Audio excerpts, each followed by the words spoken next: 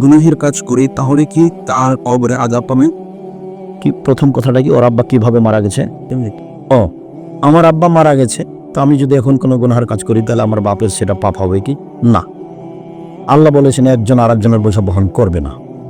তুমি যেসব পাপ করছো সেই পাপের জিম্মেদার তোমার পিতা নয়। তবে তোমার পাপ একটা চলমান আছে, তোমার আব্বা জানতো, তোমার আব্বা সেটা তোমাকে নিষেধ করেনি। তখন তোমার এই চলমান পাপ যতদিন হবে ততদিন তোমার বাপেরও পাপ হবে। তোমার বাপকে নিষেধ করতে হতে এটা জরুরিভাবে। তুমি তোমার বাপের জন্য মুখে দোয়া পড়ো, ক্ষমা পাবেন তিনি। অর্থে দান করো, কবরের শাস্তি বন্ধ হয়ে যাবে। আল্লাহ নবী বলেছেন চেষ্টা করো যা পারবা। গরিব মানুষ 10 টাকা করো, ধনী ছেলে ভালো পয়সা ইনকাম করো 10,000 করো। মাথায় রাখিও বাপকে জাহান্নাম থেকে বাঁচানোর জন্য, মাকে জাহান্নাম থেকে বাঁচানোর জন্য পথ হলো মুখে দোয়ার, অর্থের দান।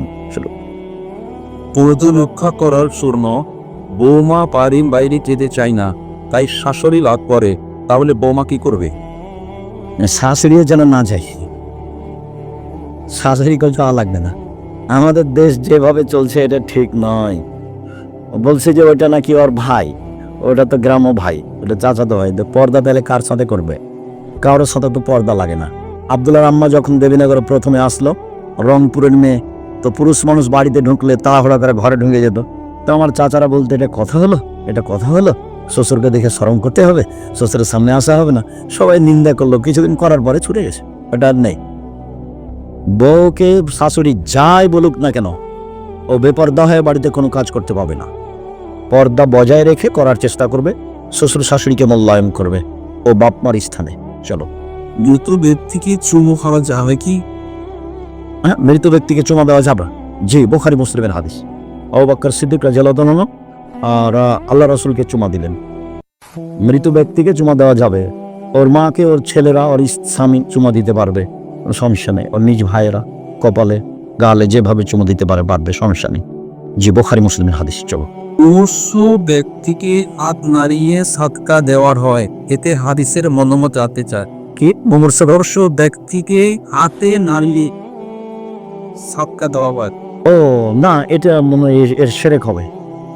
ওই একটা খাসি নিয়ে এসছে, যান মরে, যান যায় মরে না, তখন বলে যে ওটা গায়ে হাত দিয়ে একটু হাতটা নাড়িয়ে নেই, দিয়ে বলে যে আল্লাহ আমার মায়ের দমটা যেন এখনই চলে যায়, বা মহিলা পুরুষবি কিছু বলে, এগুলো শিরক, এগুলো কুসংস্কার, এটা করা হবে না। চলো। বাড়ির সামনে মসজিদ, আমরা কি বাড়িতে মসজিদের জামাতের সাথে নামাজ করতে পারবো? বাড়ির সামনে মসজিদ, মসজিদেই যেতে হবে, জামাতেই যেতে হবে জরুরি। তবে যদি জামাত সন্ধ্যে সূর্য ডুবার সময় হয় তাহলে বাড়িতে করে নিন। যদি জামাতটা একবারে সূর্য উঠবে ফজরের জামাত, আমার মাঝাবে বাইরে যেমন করছে, এরকম যদি হয় তাহলে বাড়িতে পড়ে নিন। তাছাড়া জামাতেই যেতে হবে, যেতেই হবে। বাড়ির মধ্যে সর্বক্ষণ বিড়াল থাকে এবং রাতে বিছানার লেপের ভিতর শুয়ে থাকে, ওই বাড়িতে নামাজ হবে? তো বাড়িতে নামাজ হবে, বিড়ালের কারণে নামাজ হবে না এরকম কোনো হাদিস নাই। বিড়াল মানুষের পাশেই থাকে, রুচি হলে থাক, রুচি না হলে বাইরে বের করে দেন। আটকে রেখে, বেঁধে রেখে মারিয়েন না, অন্য জায়গাতে রেখে চলে আসছেন। বিড়াল মারা নিষেধ, বিড়াল অন্য জায়গাতে রেখে চলে আসবেন। ওকে বিছানে নিয়ে থাকা, এখানে সেখানে পা দেয়, এটা সেটা মুখ দেয়, ছোট সাপ মেরে খায়, এগুলো থেকে বিরত থাকাই ভালো। আমাদের বিড়াল ওই বিড়াল মনে হয় এক নয় নাকি, আমরা তো দেখি বিড়াল যে সাপ মারি করছে, ধরে সাপকে মারছে, তো ওর মুখে জীবাণু থাকতে পারে। শেষ করো। হ্যাঁ, আমি ইসলামিক সকল গোপন আহকাম মেনে চলি, কিন্তু দাড়ি বড় করতে পারছি না, এজন্য কি জাহান্নামে যেতে হবে? জাহান্নামে যেতে হবে এই সিদ্ধান্ত এত তাড়াতাড়ি কেন? তুমি পারছো না কেন? এটা তোমার মনটা চাচ্ছে, বিবাহ করনি নাকি? হ্যাঁ, বউ ভালোবাসবে না? দাড়ি বড় করো, আল্লাহ খুশি হবে, পথ সহজ হয়ে যাবে। দাড়ি বড় করো, আল্লাহ খুশি হবেন, পথ সহজ হবে। তুমি যে মেয়েটা ভাবছো এর চেয়ে ভালো মেয়ে আল্লাহ ব্যবস্থা করে রেখেছেন, তুমি হয়তো বা বুঝছো না। তোমার জন্য যেটা আছে সেটা এটার চেয়ে অনেক ভালো। দাড়ি চেঁচে ফেলাও হারাম, দাড়ি ছোট করাও হারাম। দাড়ি ছোট করা কাবিরা গুনাহ, দাড়ি চেঁচে ফেলাও কাবিরা গুনাহ। মুষ্টির বাইরে দাড়ি কাটা যাবে, এটা আব্দুল্লাহ ইবনে উমারের হিসাব। এই ফতোয়া বিদ্বানগণ মানেননি, সাহাবীগণ মানেননি, কোন সাহাবী এটা করেননি, আল্লাহ রাসূল এটা করেননি। দাড়ি ছেড়ে দিতে হবে, ছোট করা হারাম, চেঁচে ফেলা হারাম। দাড়ি চেঁচে ফেললে মহিলার সাদৃশ্য হয়, দাড়ি চেঁচে ফেললে চোখের পাওয়ার কমে যাবে, দাড়ি চেঁচে ফেললে স্ত্রী মিলনের ক্ষমতা কমে যাবে, দাড়ি চেঁচে ফেললে আল্লাহর পক্ষ থেকে অভিশাপ হবে। চলো। তালাক দিয়েছে আমার স্ত্রী হিসাবে চায় ব্রণী। কি বললে? তালাক দিয়েছে আবার স্ত্রীও করতে চায়। ও, তালাক দিয়েছে। এক বৈঠকে 3 তালাক দিল, 1 তালাক। 1 তালাক দিয়ে যদি 90 দিন থেমে যায় আর তালাক না দেয়, তাহলে 90 দিন পরে বউ এমনি বাতিল হয়ে যাবে। তবে 1 তালাক দিয়ে 90 দিন পার হয়ে গেছে, এখন যদি নিয়ে আসতেই চায় তাহলে বিবাহ করে নিয়ে আসতে হবে। আর 90 দিনের ভিতরে নিয়ে আসলে বিবাহ পড়াতে হবে না। আর 3 মাসে নীতিগতভাবে 3 তালাক দিলে এই বউ নেওয়া যাবে না। 1 তালাক দিয়ে নেওয়া যাবে, কোনোদিন 6 মাস বছর পরে আর 1 তালাক দিয়েছে তবুও নেওয়া যাবে, কোনোদিন 6 মাস বছর পরে আবার 1 তালাক দিয়েছে, তখন শেষ। কোথাও বিবাহ হবে, স্বইচ্ছায় ছেড়ে দিবে, তখন নিতে পারে। বলছিলাম যে 1 বৈঠকে 1000 তালাক দিল, 1 তালাক 90 দিনের মধ্যে ফিরিয়ে নিতে চাইলে নিতে পারে, কোনো সমস্যা নেই। 90 দিন পার হয়ে গেলে বিবাহের মাধ্যমে নিয়ে আসতে হবে। চলো। আমার শাশুড়ি মারা গেছে, আমার শাশুড়ি তার বড় মেয়েকে জমির ভাগ দিবে, কিন্তু একসাথে সব মেয়েকে দিবে না। এটা কি ঠিক? তোর শাশুড়ি জাহান্নামে চলে গেছে, ঢোকেনি কেন? মরেনি এই জন্য। আর্থিক স্থায়ী সম্পদের সাথে কোনো আপোষ নেই। ছেলে মেয়ে বাপ মাকে গালি দিয়েছে, মারেছে, বকেছে, যা করেছে করেছে, ত্যায্য পুত্র নেই। 1 মেয়ে খুব সেবা করেছে, 1 মেয়ে কিছুই করেনি। যে মেয়ে সেবা করেছে তাকে দিয়ে দিতে হবে, এটা হারাম, ওর সাথে কোনো আপোষ নাই। তোমার মা, তাই তুমি সেবা করেছ। তোমারও মা, তুমি করনি, তুমি খারাপ মহিলা, তুমি ভালো নও, বাস কথা শেষ। ওরা 2 ভাই, ও একজন বাপকে দেখে, ও দেখে না। এ ভালো ছেলে, ও ভালো ছেলে নেই, নয়, এ পর্যন্তই শেষ। জমি জায়গা সমান হারে, কম দেওয়ার কোনো সুযোগ নেই। আমার ছোট ছেলে আমাকে বেশি দিয়েছে, বেশি দেখেছে, অতএব আমার ছেলেকে আমি 1 বিঘা জমি দিয়ে দিলাম। খালি মরতে বাকি আছে, মরলেই জাহান্নাম। চল। মায়ের কথা শুনে ফরজ, কিন্তু যদি মায়ের কথা শুনতে গিয়ে ওকে পর্দা সম্পূর্ণ করাতে না পারে, তাহলে কি করব? বউকে সম্পূর্ণ পর্দা করতে পারছে না মায়ের কারণে, তখন মায়ের কথা মানা যাবে না, পর্দা করাই লাগবে, এটা ফরজ। যে কাজে আল্লাহর নাফরমানি হবে সেই কাজে বাপ মায়ের কথা মানতে হবে না, আল্লাহ বলছেন, আল্লাহ নবী বলছেন। অতএব এই সময়তে যদি মায়ের কারণে পর্দা হয় না এমনটা বোঝা যায়, তাহলে উপেক্ষা করেই তাকে পর্দার কথা বলতে হবে।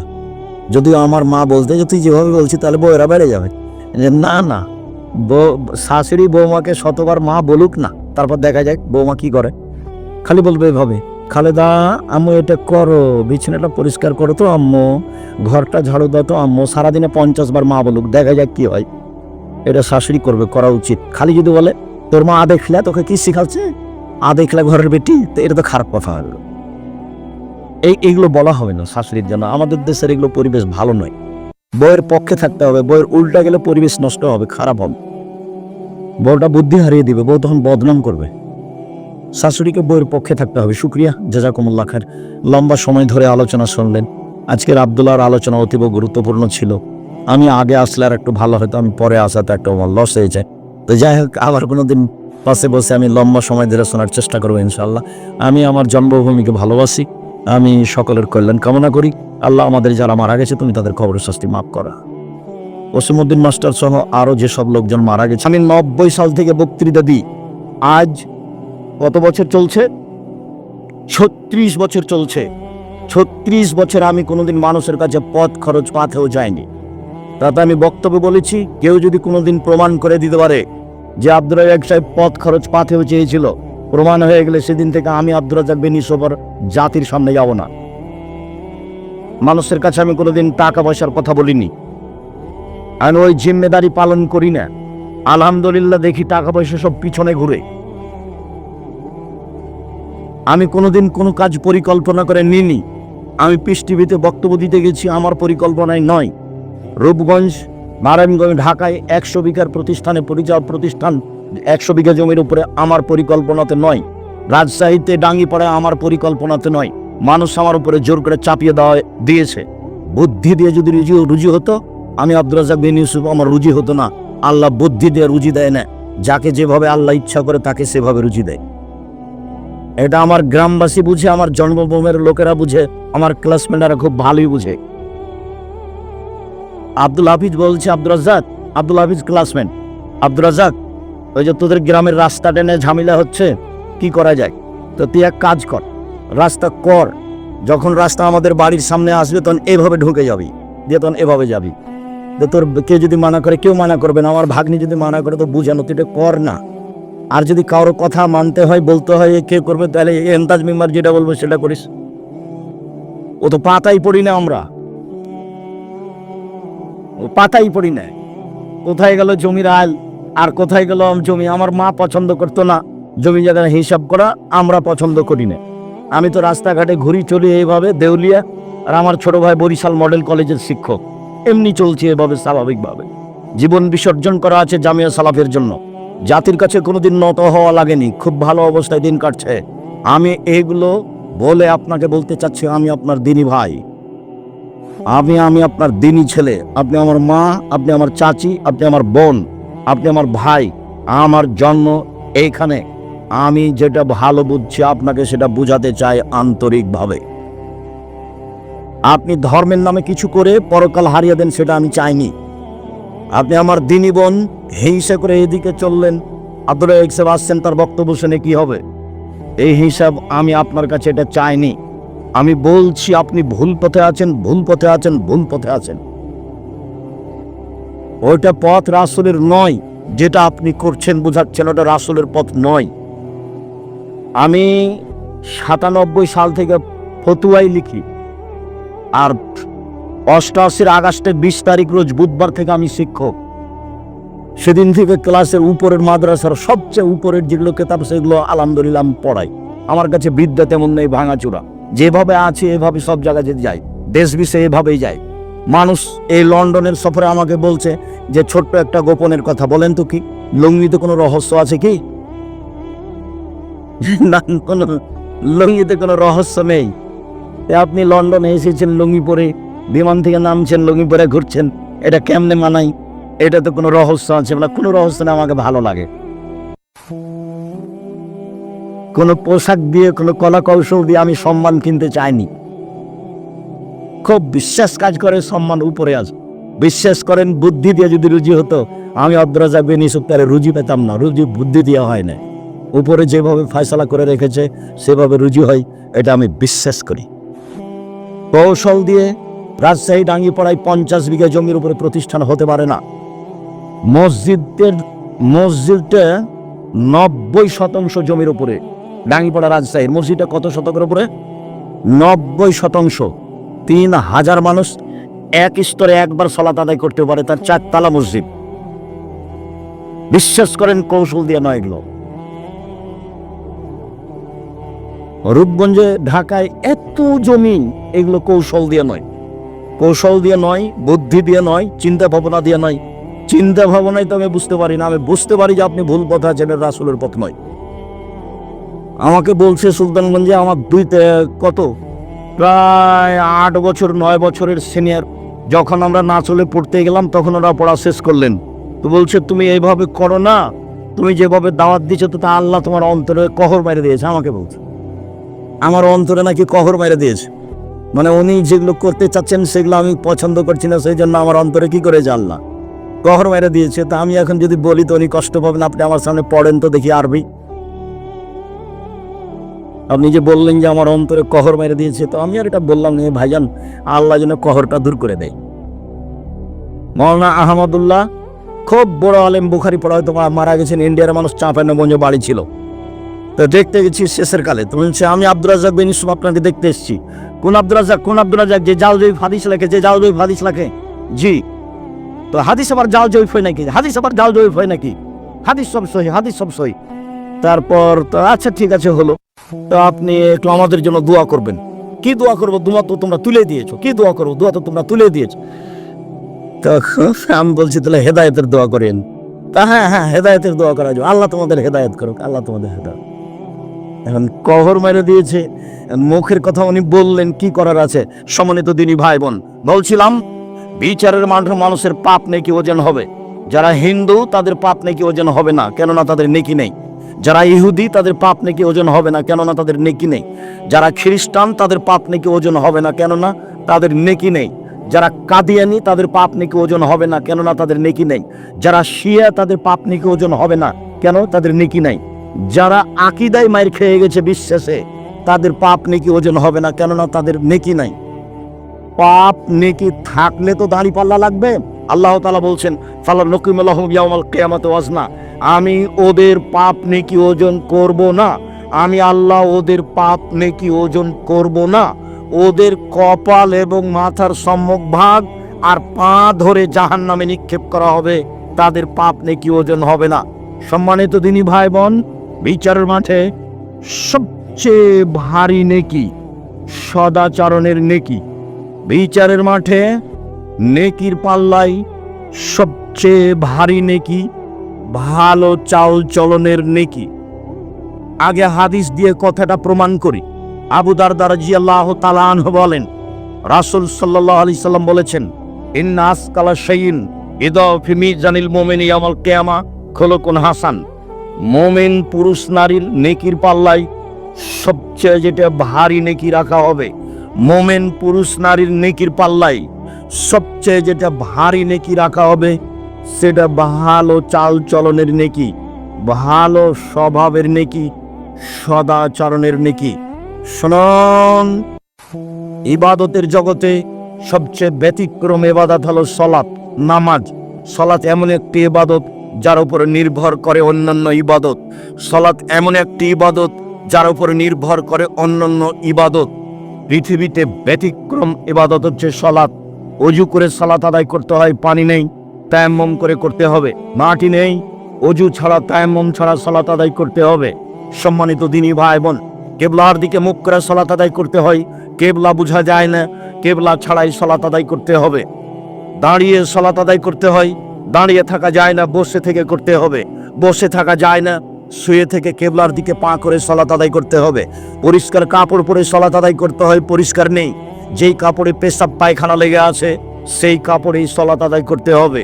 পরিষ্কার অপরিষ্কার কোনো কাপড়ই নেই, উলঙ্গ অবস্থায় আছেন, এই অবস্থাতেও সালাত আদায় করতে হবে। পৃথিবীর ব্যতিক্রম ইবাদত।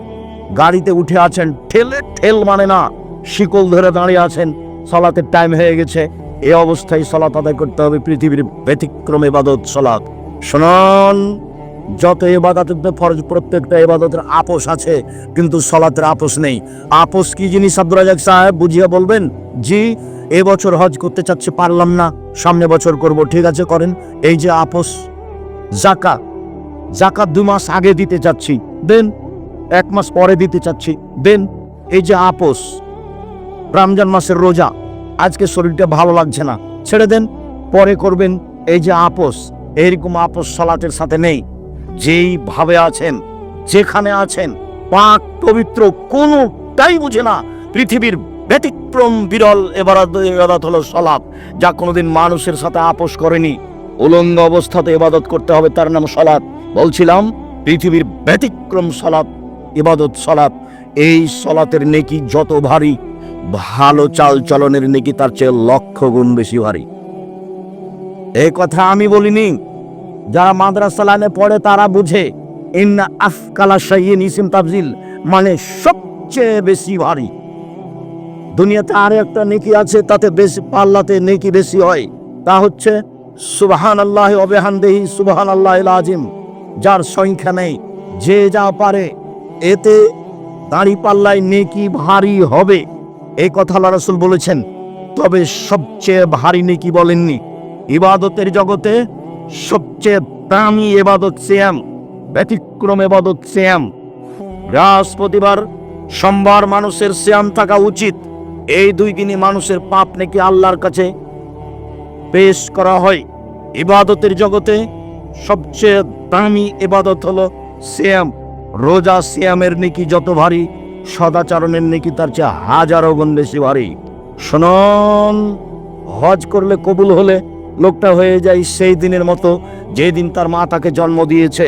হজ করলে কবুল হলে লোকটা হয়ে যায় সেই দিনের মতো যেদিন তার মা তাকে জন্ম দিয়েছে, নিষ্পাপ হয়ে যায়। এই হজের নেকি যত ভারী, সদাচরণের নেকি তার চেয়ে 1,00,000 গুণ বেশি ভারী। কি দিয়ে বুঝায় আপনাকে সদাচরণ কাকে বলে? সদাচরণ ভালো কথা, ভালো কর্ম। ভালো কথা, ভালো কর্মের নাম হলো সদাচরণ। একটু বাস্তব দেখাই। আমি এই অটোতে এখানে উঠে বসে আছি, আপনি গাড়িতে উঠতেই লোকটা টান দিয়েছে, তখন আপনি আমার মুখের উপরে এসে পড়ে গেছেন। ও বুঝতে পারেনি আপনি আমার মুখের উপরে এসে পড়ে গেছেন। তখন আমি বলছি বসেন বসেন, কোনো সমস্যা নেই, বসেন বসেন। আর একটা লোক অটোতে বসে আছে, আপনি গিয়ে অটোতে উঠেছেন, উঠতে বসতে না বসতে লোকটা টান দিয়েছে, তেমনি আপনি তার মুখের উপরে পড়ে গেছেন। তখন বসে থাকা লোকটা বলছে চোখ নাই কপালে, কপালে চোখ নাই, হিসাব করে বসতে পারেন না, হিসাব করে উঠতে পারেন না। আগেরটাও আচরণ পরেরটা আচরণ, বলেন তো কোনটা ভালো আচরণ? তাহলে বুঝি সবাই ভালো আচরণ কাকে বলে। মানুষের বদনাম করে, ক্ষমতা দেখিয়ে গীবাত করে ভালো আচরণ টিকে না। জোর করে জমি দখল করে সারা জীবনটা আমি আইল মাপতে দেখেছি। ধান বপন করা হয়েছে মেপে, কাটার সময়তে মাপা, কত গন্ডগোল। আবার যখন আইল দিচ্ছে, ফাঁড়ি দিচ্ছে ধানের, তখন ওই ফাঁড়ি দেওয়ার সময়তে যে একবারে মাঝামাঝিতে যে থোপটা পড়েছে ওটা নিজের দিকে করে নিয়েছে। আচ্ছা, মাঝামাঝিতে যে থোপটা পড়েছিল নিজের দিকে করে নিয়েছেন, সেটা তো আপনার নয়, সেটা কি হবে? তখনই কি আপনার ভিতরে সদাচরণ আছে? জি না, সদাচরণ নেই। সদাচরণ কাকে বলে? সদাচরণ কি জিনিস সম্মানিত দিনী ভাই বোন? যারা যেখানে আছেন কাজকর্ম বন্ধ করে, দোকানপাট বন্ধ করে, ক্রয় বিক্রয় বন্ধ করে গুরুত্বপূর্ণ আলোচনা শোনার জন্য আন্তরিকভাবে অনুরোধ জানাচ্ছি। যারা বাড়িতে বসে আছেন তারা অন্যায় অপরাধ করেছেন। আর যাদের ভিতরটা একটু দুর্বলতা, কেমন কেমন লাগে, হিংসা হিংসা ভাব, ওই হিংসা করে কোনো লাভ নাই, সরিষার সমপরিমাণ লাভ নাই। আমার জীবনে দুটা ত্যাগ, এই ছেলে শুনে রাখো, আমার জীবন দুটা ত্যাগ। জীবন বাজি রেখে চেষ্টা চালাচ্ছি। আমি মানুষের জীবনে কোনোদিন বদনাম করব না, যা হবে হবে। ও যদি আমাকে ধুয়ে ছেড়ে দেয়, আমি তার ব্যাপারে কোনো কথা বলবো না, এটা আমার ত্যাগ। দ্বিতীয় ত্যাগ হচ্ছে আমি প্রতিশোধ নিব না, আমি প্রতিশোধ নিতে চাই না। মোবাইল রিং হচ্ছে, আমি অন করেছি, অন করে গালি দেওয়া শুরু করছে। অনেক সময় মা থেকে শুরু করে, অনেক সময় বোন থেকে শুরু করে, অনেক সময় দেশের ভাষা দিয়ে শুরু করে। দিতে দিতে যখন থেমে যাই, তখন আমি আবার রিং দিয়ে বলি ভাইজান কোনো গালি বাকি ছিল মনে হয়, মোবাইলে মনে হয় টাকা শেষ হয়ে গেছে, যদি আরো কিছু থাকে গালি দিয়ে নেন। অথচ গালি আমার মা দিয়ে শুরু করেছে, আমি তার উত্তর দেওয়া প্রয়োজন মনে করিনি। ধুয়ে ছেড়ে দিলাম, আপনার নামটা আমি মুখে নিব না, যা হবে হবে। জীবনে কোনোদিন প্রতিশোধ নিব না। সিলেট সোনাম ফেন্সিগঞ্জের ওসি আমাকে বলছে আব্দুর রাজ্জাক সাহেব সিগনেচার করেন না, মামলা আমি চালাবো, আপনার গাড়ি ভেঙে দিবে, গাড়িতে আঘাত করবে, মানে আমি ওসি, আমি আপনার মামলা চালাবো।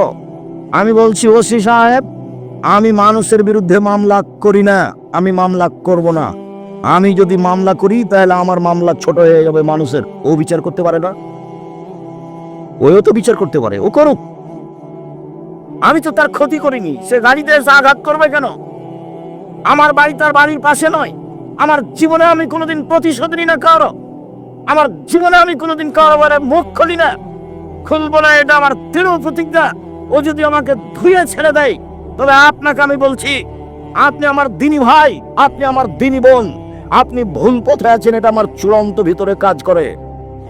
আমি একদিন নয়, দুই দিন নয়, বহুদিন একই কথা বলেছি আপনাকে সত্য পথে নিয়ে আসার জন্য। আমার গ্রামের আবু ভাই মারা গেছেন, আমার মুখের উপরে বলছে আজকে যে ও তাফসির করলো না, এই তাফসির করা জানিস না? তাহলে কি তাফসির করলো? আরে তোরা ওই তাফসিরই জানিস না, বলেন কি করলে একটু বলবেন তো, কি তাফসির করলো? ওই তাফসিরই তো জানিস না, তোকে কি বলবো, বলেন কিছু। তখন বলছে যে শোন, মুফাসসির সাহেব বলছেন যে আদম আলাইহিস সালাম হাত বাড়ালেন, সুন্দরী নারীর গায়ে হাত দিবেন। ফেরেশতা বলছেন থামেন। আদম আলাইহিস সালাম বলছেন কেন? ফেরেশতা বলছেন মোহর দিতে হবে। আদম আলাইহিস সালাম বলছেন মোহর আবার কি? তখন ফেরেশতা বলছেন মুহাম্মদ সাল্লাল্লাহু আলাইহি সাল্লামের উপরে 1000 বার দুরূদ পড়ে দিতে হবে। দুঃখিত, পৃথিবীতে সবচেয়ে বড় শিক্ষিত মানুষ হলেন আদম আলাইহিস সালাম। আল্লাহ বলছেন আদমকে আমি সব কিছু শিখিয়ে দিয়েছি। পৃথিবীর ইতিহাসে আদমের চেয়ে বহু শিক্ষিত মানুষ কিয়ামত পর্যন্ত জন্ম নিবেও না। আমাদের নবীর চেয়ে 1000 গুণ বেশি বিদ্যা তিনি রাখতেন আদম আলাইহিস সালাম। আল্লাহ বলছেন আমি সব বিদ্যা আদমকে শিখিয়ে দিয়েছি। যিনি সব বিদ্যা রাখতেন, নিজের বউ কিভাবে হালাল করতে হবে সেটাই তিনি জানতেন না। বুঝতে পারেননি কথা? একেবারে ডাহা। আমি আমার চাচাতো ভাইয়ের মুখের উপরে বললাম শুনেন, মুফাসসিরকে 80 160 লাঠি পিটাতে হবে। সাধারণ মানুষ মিথ্যা কথা বললে, অপবাদ লাগালে তার জন্য 80 লাঠি। আর নবীর উপরে অপবাদ লাগালে তার জন্য ৮০ লাঠি পিটাতে হবে।